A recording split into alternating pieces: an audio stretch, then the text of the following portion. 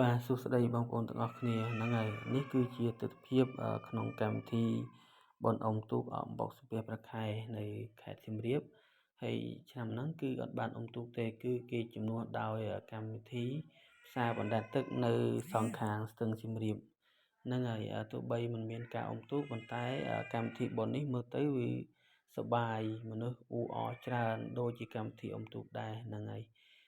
សូមបញ្ជាក់ឲ្យឃើញថាបងប្អូនប្រជាពលរដ្ឋយើងគឺមានការត្រេកអរសប្បាយចិត្តរីករាយដែលបានមកលេងនៅកម្មវិធីនេះមើលទៅអ៊ូអរខ្លាំងណាស់បាទមនុស្សមានជាច្រើនមកពីគ្រប់ទិសទីមិនថាបណ្ដាខេត្តណារាជធានីអីគឺមកលេងសៀមរាបច្រើនហើយសូម្បីតែផ្ទះសំណាក់សថាគារគឺក៏បុកពេញគ្មានកន្លែងគេងទេបាទហ្នឹងហើយអ្នកខ្លះក៏ទៅគេងនៅផ្ទះមិត្តភ័ក្តិបងប្អូនទៅអ្នកខ្លះក៏បុកហូតែលបុកផ្ទះសំណាក់ឲ្យបានទៅ